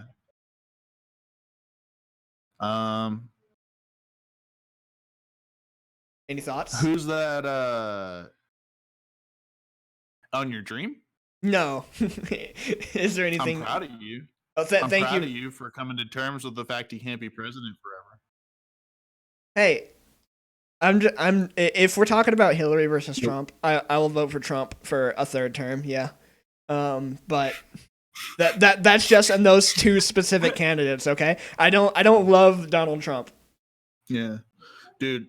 Hillary was ice cold to Bernie. I'm still mad about it. Thoughts on the progress of the southern border wall? Go ahead. There's a good one. There's a great one. Okay, southern border wall. Where? Anybody seen it? That's actually what I was gonna say. It's not going fast enough. You know, I saw a story about a private company last year that was actually making progress on the border wall. It was cool, but that's like the last thing I've heard about it. It's not going fast enough. Is my problem with it. I don't know if it's a well thought out plan. I do. I don't know how to. I think for 2 reasons. There's 2 reasons why I want it, and no, it's not to combat poor migrants that are just seeking refuge from the horrible conditions that are happening in Mexico. I think for 2 reasons. One, for security of our border patrol agents. That's number 1 first and foremost. Like, I think that's the most important thing. Having a solid barrier there instead of a weak fence or just desert terrain, etc., in which is going on in some parts of the border. I think those are very, very dangerous, and I think the creation of a border wall will make their job significantly safer. That's number 1. Number 2 is making it harder for drug cartels for bringing in these materials from Mexico. Making it even a little bit harder for them is priceless, in my opinion. Those are the 2 things that why I support the border wall. I think the people who are saying that it's just to keep immigrants out are wrong and misinformed, and really, really, it makes it sound really stupid. Because, like, if someone was actually wanting to migrate to the United States, there's legal channels to do so. And a wall in front of them when they're doing those legal channels will not inhibit them. What do you think about it? I don't think there's enough time for the legal channels that they have in a lot of those situations that you're talking about. But that's beside the point. Walls, I don't understand how. So your budget, your perfect budget in your head has zero money for, like, how much of this money that we're spending on this wall that's coming out of your tax money, doesn't that upset you in the same way that universal healthcare would? You're Where do I paying for sign the someone else's check? problem. Huh? Where do I sign the check? See, that's the whole thing. I support this. I want to pay for it.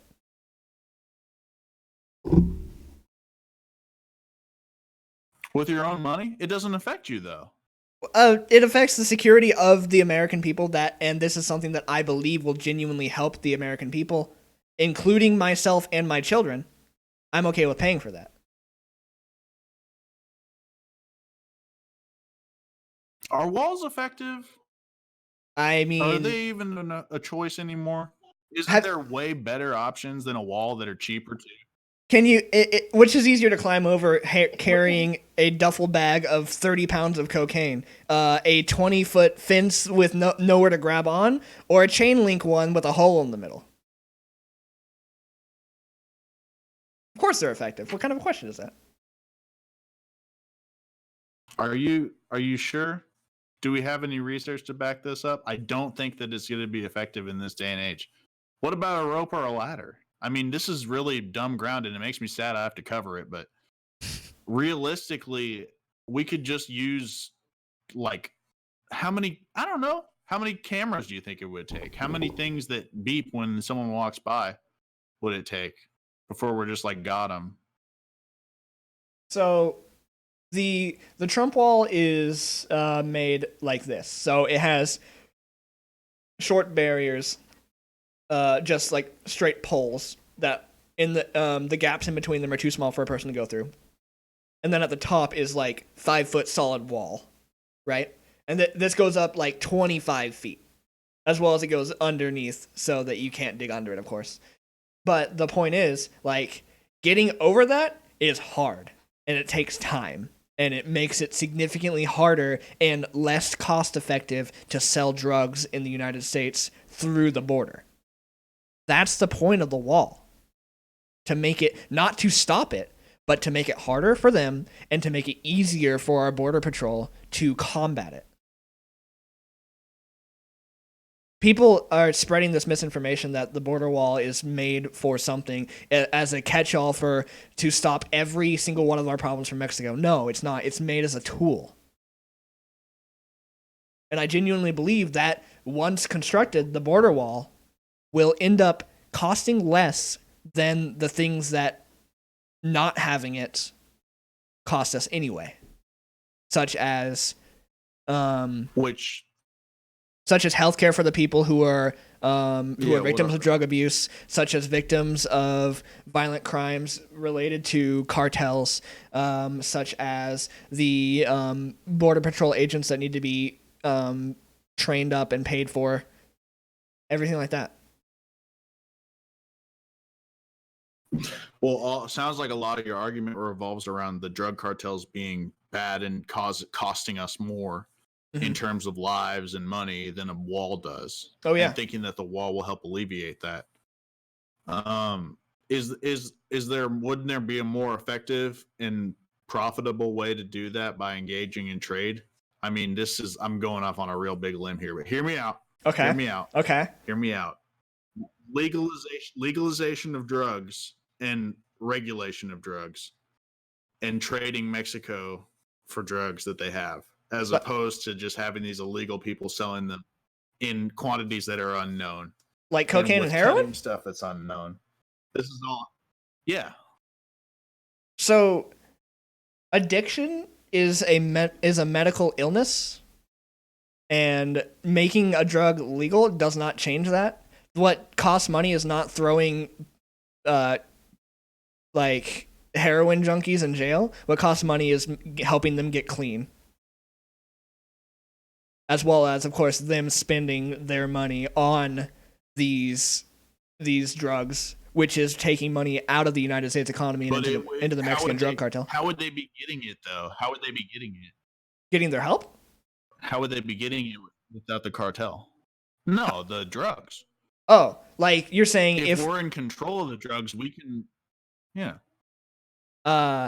So you're saying buy the drugs and then throw them into the water? No, I'm saying buy the drugs and then have there's a use for painkillers. I don't think there's a use for blow. We can probably leave that one out.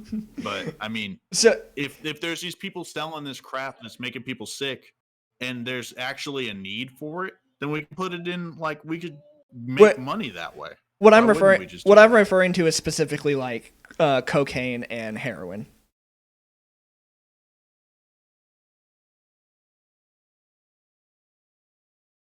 Whatever, we get some scientists, do some research on that stuff. We can find a good use for it. For heroin and cocaine? It's got to be cheaper than there is the wall. Doctors believe there were uses for cocaine 50 years ago for helping people sleep or some shit. That's since been discontinued. Stuff like that. You got me in the corner here. I have nothing. I can't really argue with that. I mean, the wall sounds fine. I'm sure it's not the thing that people are mad about anymore. And it's funny that they used to be mad about it. It's because we all know what it really is, though. Me and you are sitting here waxing philosophical about it, but it's symbolic. Mm-hmm. That's all that it is, right? That's basically what you're saying. It won't stop them. It'll slow them down. It symbolizes safety, and it symbolizes standing up to this quintessential other, which has been Donald Trump's platform since he started. So I don't think whether it's effective is a good argument on my end. Therefore, I don't have any more arguments against it. Go ahead. Just if you can get the money for it, fine. But don't. I mean, fine. It's fine. So I give him permission. I believe this vehemently. I'm not pronouncing that right. You'll get that a lot on this show. That the American issues nowadays come from the fact that the people that we voted into the House, that we voted into the Senate, and that are put into the Supreme Court and other political office like the White House, I believe that there are way too many people in those positions that do not hold the views of their constituents. I think that these people are wanting to pass policies that they believe in, however, maybe not the people in their districts do. And because of that, it's created a disconnect. I feel like if I walked up in the streets of, let's say, a projects in New York, and just talk to a few people and ask them, do you believe that the people, I could use the specific example, whoever is for their Senate or their House for that specific district, do you believe that your representative shares your beliefs? And I believe that I would get a very, very, very poor result from that. I feel like those people do not advocate for the people in their district, and I think that's really, really sad. And there's no channels in getting in contact with the people in the House of Representatives so that you can say, hey, this is not what I believe in. Have you ever voted for your House representative? It happens every 2 years. You're 26, right? Uh-huh. So you've had, since you were 18, 7 or 8 opportunities to vote for your House representative. Have you done that a single time? I haven't either. Absolutely not. Yeah. I cannot vote as a convicted felon. Oh. Hi. Sorry. No, I got a message from my mom. She's watching apparently. She says cocaine is used in liquid form in surgeries. Really? Or morphine is a form of heroin. She says. She thinks. Interesting. Yes, that's what I was saying. That's what I'm saying. Get some scientists working on it. We can just shake hands. We don't have to build a wall about it. Anyway, let's see. Thanks, Don's mom. That's awesome. I love my mom. Okay, morphine is a naturally occurring substance derived from opium. It is an opioid. And heroin is processed from morphine. Interesting. So heroin comes from morphine, apparently, from this article I read a half a second on. Okay. So, you have anything else you want to add? We have another question. Nah, I'm good. Let's do it. Would you be for or against the legalization of marijuana across the United States for recreational purposes? Interesting question. Yes, I do believe that you should be, because we're now at a point where we research marijuana enough that we know it's not incredibly addictive any more than cigarettes or alcohol, and it's not dangerous any more than cigarettes or alcohol. So yes, period. There shouldn't be any other conversation about it, in my opinion. Yeah, absolutely. Can't agree with you more. I think that it being illegal was actually part of a systemic problem that it almost ties into the border wall thing. You know, the name, it's like it was associated with minorities when it first grew popular in the United States. It was meant to sound and Hispanic. I think that they changed the name or something like that. All the stoners know what I'm talking about. I don't need to tell it again. But I don't think there's any problem with it that makes sense. And also, how many years of jail you could get for that for possession before it was medium? Oh yeah, it was crazy. Yeah. You can get several years for that. It was absolutely insane and asinine, and it never should have been this. Well, I mean, like, I think there should have been significantly more research on it, but because of how it was made to be illegal and whatnot, it slowed down significantly, and that goes back to my point with the people in the House and Senate not showing how the actual people view these issues. And it got to the point where we were criminalizing people for it. It's people should know who they vote for. The people who they're voting for should represent what they believe in. And if they don't, then we got a problem. We got a big problem. And I believe we have a big problem. Mm-hmm. Yeah. Oh, wait a minute. Recreational. Hold on. Not medical. If I may just be a devil's advocate here. Not medical? I don't know. I don't think I agree with that, actually. Really? And hear me out on this one. I sound crazy. Okay. A thousand stoners just turned off our podcast. But what I'm thinking is, I know this sounds crazy, but imagine that someone actually needs marijuana for medicinal purposes. Right. Like, they can't go through the day without it. And it actually helps them, right? Mm-hmm. Okay. So imagine that this guy, he gets up every morning, he takes his medicine, and he goes to work. Right? Okay. He's taking medical marijuana, and then he goes into work. And then Joe Schmo down the street gets his recreational badge, gets really high before he goes to work, and goes to the same job as this guy. One of them is an irresponsible person, and one of them just taking their medication, and it's impossible to differentiate which. Well, you know what I mean? I think it should be treated as the same exact way as alcohol. I think it should be treated the same exact way as alcohol, because it inhibits your motor skills. It does, and it affects your judgment. Those two things are true with marijuana. Oh, okay. So you would say you would never be able to do it in the workplace. I mean, you would never drink alcohol. Yeah, I would think so. But what about our poor little Timmy that we made up that can only go to work if he has his medicine, like he has seizures or something? Then that guy looks like a jerk of all jerks, because he's drugs that you can buy in a gas station at work, as opposed to an actual medical thing. I think that our culture shouldn't. If either it's good, either it's medicine or it's not. You know, does that make sense? Not exactly.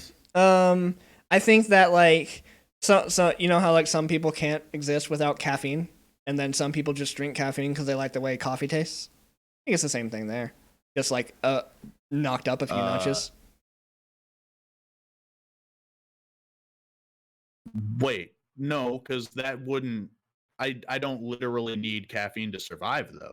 Well, What that's if why. someone needed marijuana to survive? That's why I'm saying knocked know? up a few notches. I don't think anyone marijuana doesn't treat epilepsy. I don't think anyone needs marijuana to survive. I think people need marijuana to be like some people legitimately need it to be happy or not anxious or so they don't feel like they're I know, but that's why I preface this with how far fetched it is.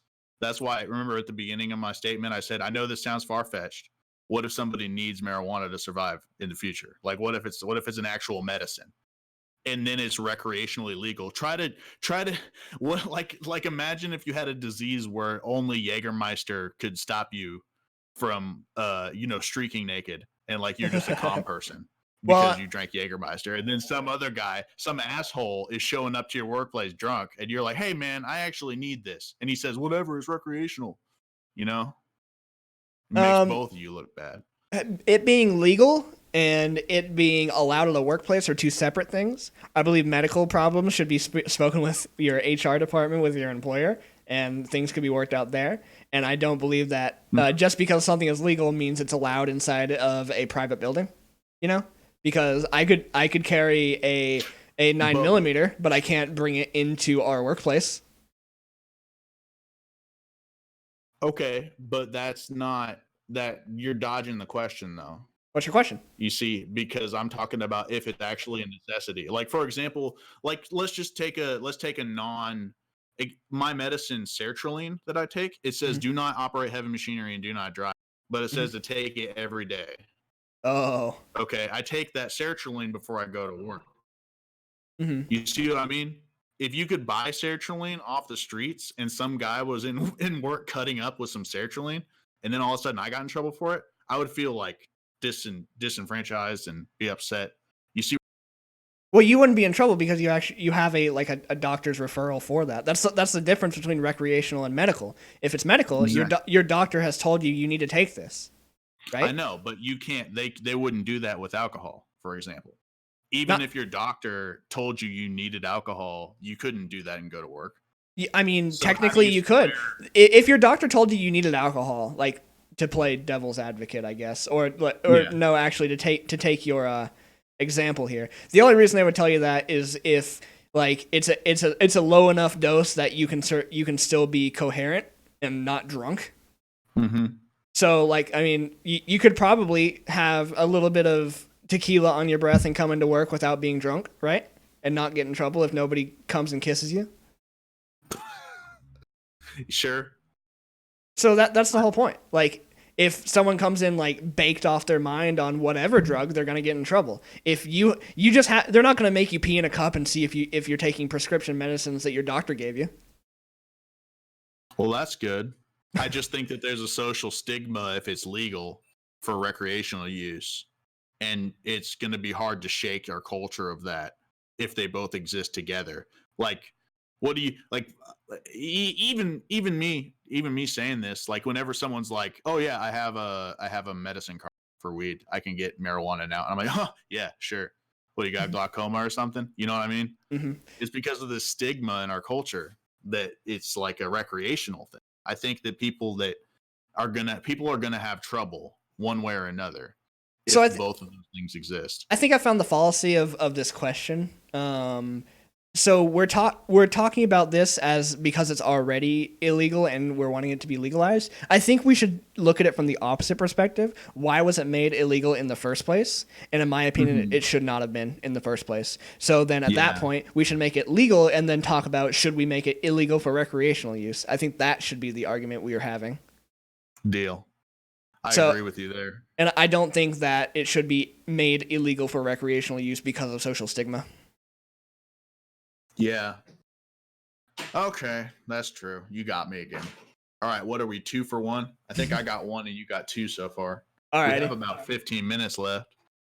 Let's see. So do you believe that climate change is an imminent issue for Americans? And if so, what would be an effective solution? Climate change, I've always had the same. Can I guess before you say? Okay, yeah. Guess what I'm gonna say. Joe Turo. My money.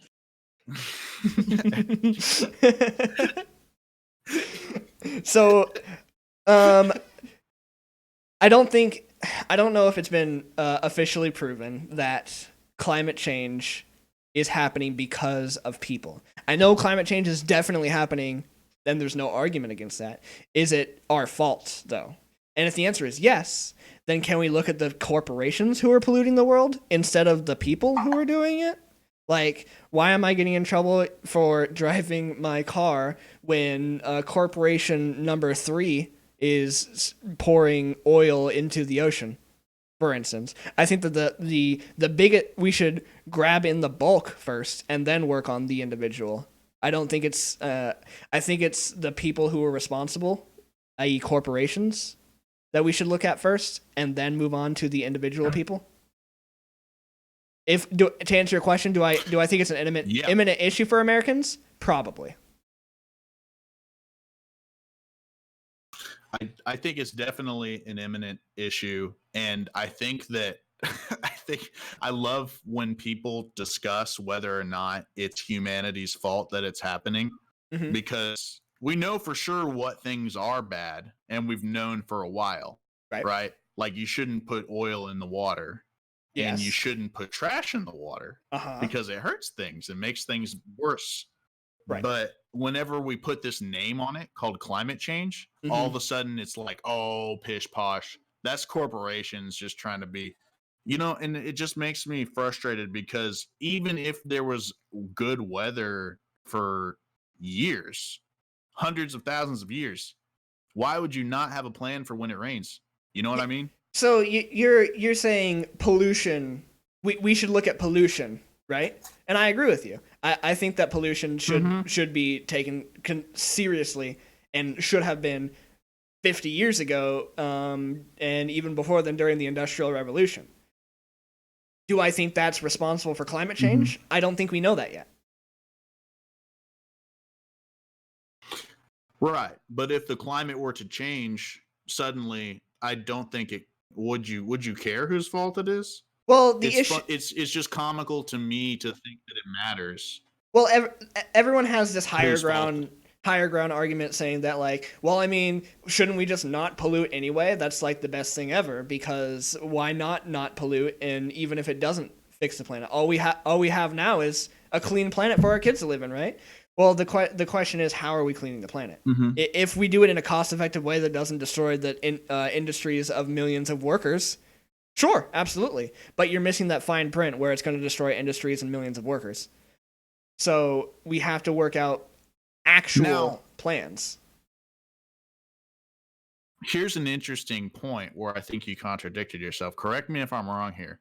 But earlier in this argument, you said that we should focus on the corporations who are doing the largest amount of pollution and not the individual. However, you just defended the corporations by saying that if we are costing money to them, then we can't do anything to combat global warming. No. So which is it? You can make them have specific laws and regulations that prevent them from polluting the world without destroying without bankrupting their companies, right? Like, you can make it so instead of having to wrap every single 6-pack plastic wrap around a turtle's neck, they instead have to have a biodegradable alternative that if it gets thrown into the ocean, it dissolves, for instance.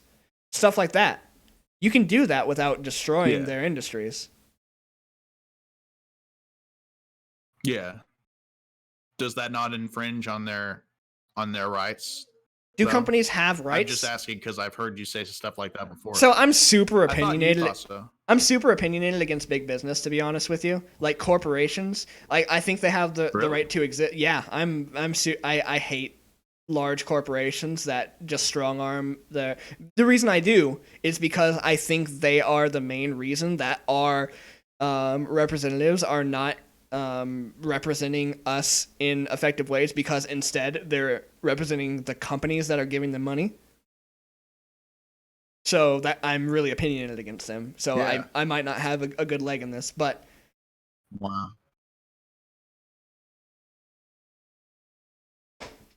No, that's cool. I'm kind of opinionated against them too, and I think that a lot of them saying they're trying to focus on, like, hey, if we focus on whose fault it is, then we can put off having to change anything for a longer time and make more money that way. And they aren't thinking about like if it's real or not. Right. You know what I mean? Like they aren't even concerned with whether or not it's real. And whether or not it's real has very little to do with us, except for our survival. So yeah. So you putting a picture of me on? I'm trying to. Ooh, actually, hold on. Well, so is there anything else you want to say on the subject? Because I have another topic that can take up a couple minutes. Go ahead. Okay, so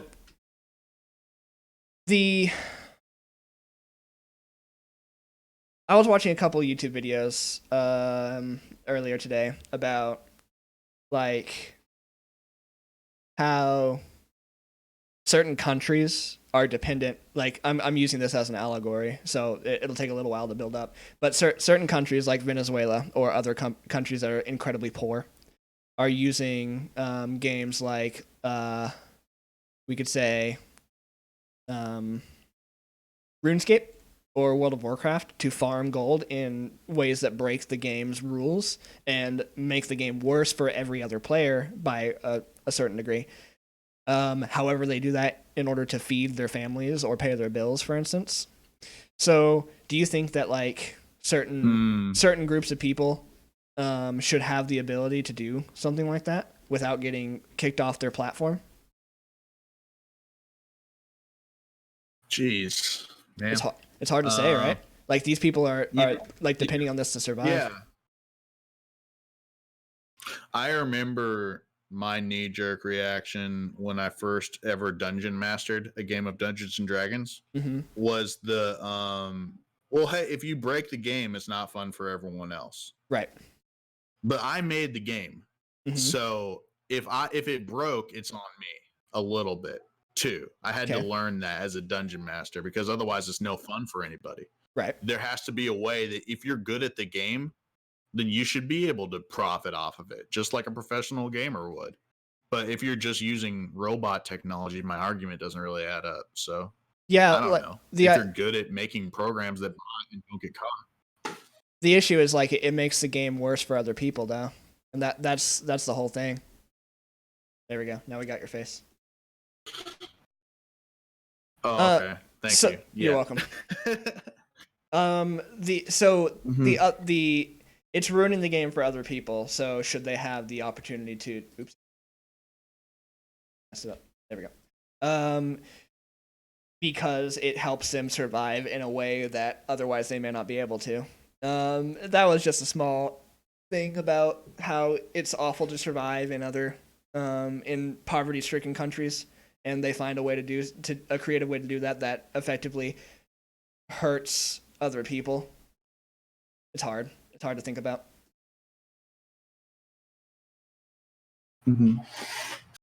Yeah, that's difficult. That's really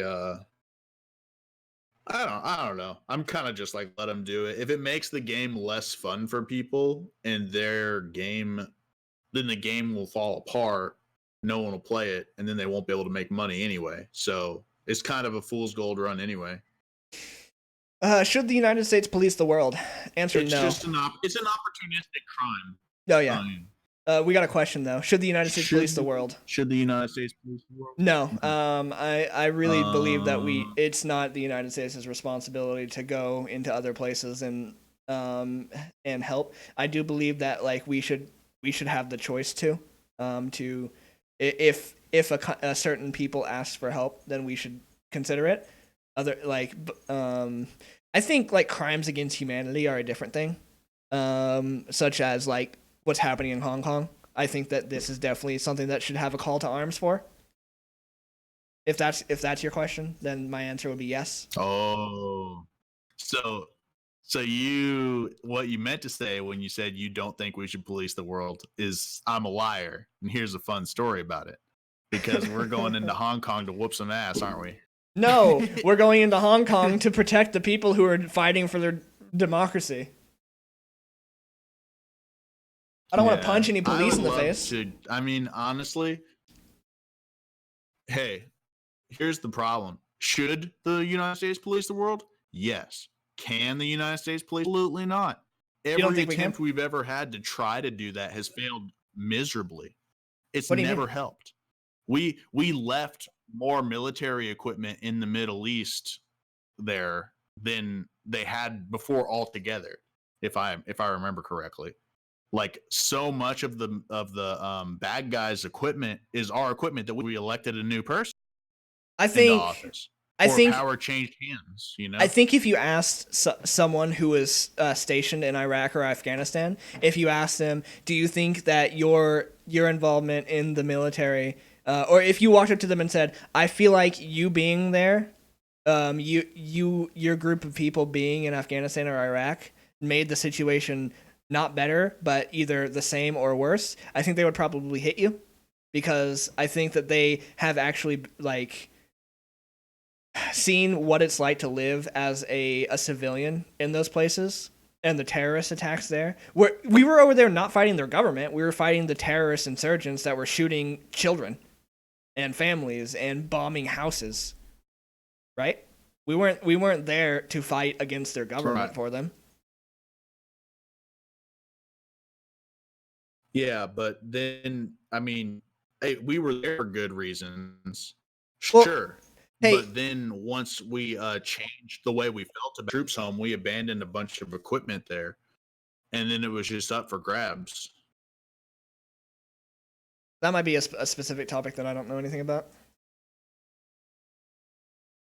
Yeah, it was. I just know about it because of some podcast or something. But essentially, the gist of it was transporting a bunch of tanks and stuff back was more expensive than just like taking the L and leaving the tanks there. I see. So that, I mean, I don't know. I'm just talking smack. I think we should. I want to. I love the idea of going over and helping some other country, but my You don't think it's going to be effective? my thinking is that we're not. I don't think it's effective because we're very fickle as a nation We were in in Afghanistan what for we what, care 10 about. years? Yeah.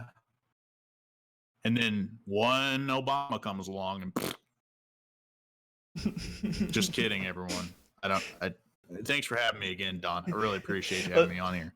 Let's go ahead and talk about what we talked about. So we started out talking about racism and how it's allowed for it's not looked down upon to be racist against white people, and I think we came to an agreement there that like in this day and age, nobody's gonna bat an eye if you're racist against a white person. That was our first conversation. What did we talk about after that? After that, I think we fielded a question on the blackface controversy. Yeah, we talked about how I feel like that someone doing something decades before shouldn't be cause them to be in trouble today. What did you end up thinking about that? Mm-hmm. I ended up kind of feeling the same way. I don't think that it depends on where you were at when you were doing that, and that people, if you're catching someone just to catch them, then you're no better than they are. Right. Yep. And I agreed with you there. If you don't actually care, if you were feigning like, beware the man that walks with a limp, you know, mm-hmm. they aren't actually injured. We talked a little bit about the Blizzard throwing their champion under the bus for having opinions about a political thing. That's when your camera broke, so we actually forgot to complete that. That's the most horrible thing. Oh yeah. That's the most horrible thing we talked about all night, was that they knee jerk reacted that way. That's probably the most horrific thing. We talked about let's see. We talked a little bit about Hong Kong and how that the police brutality is awful, and that how I felt specifically that these people are fighting for pretty much their right to survive while protesting. I don't think anybody would be against that. And then the political climate. You weren't super optimistic, but I was, about the future of the political climate. Yeah. And then it was authoritarianism.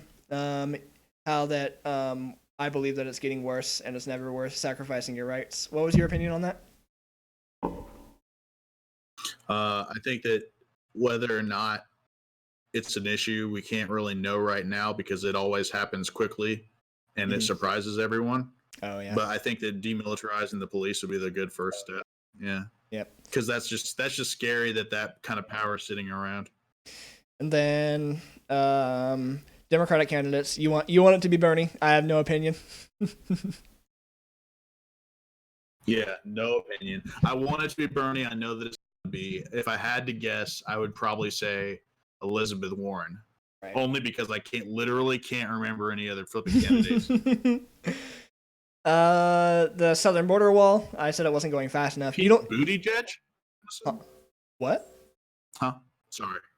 Thoughts against the border wall.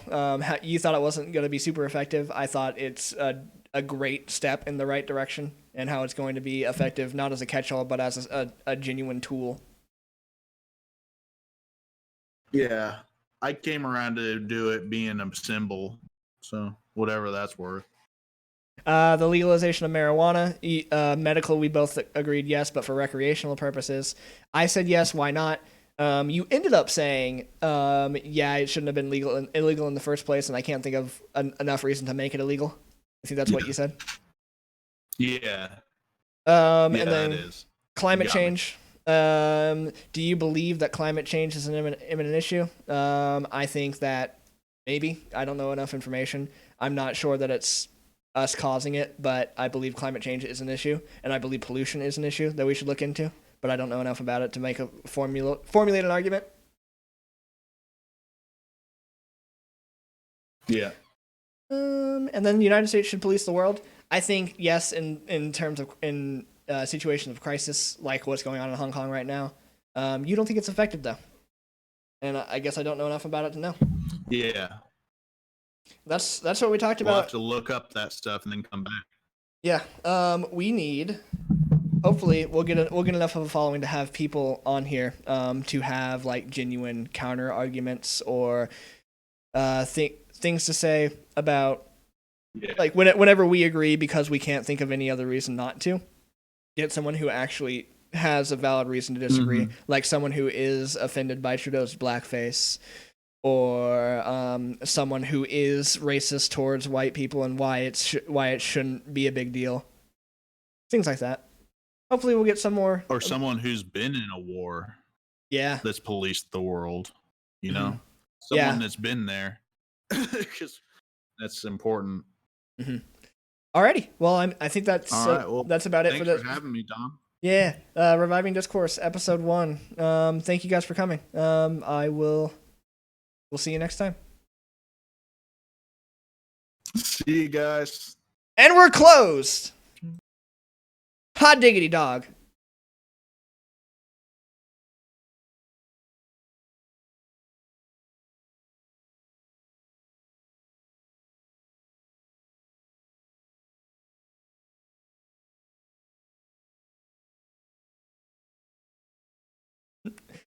Yeah, it's the after party. So I recorded the whole thing if we want to go back and look at it. Are you there? I can't hear you if you're talking.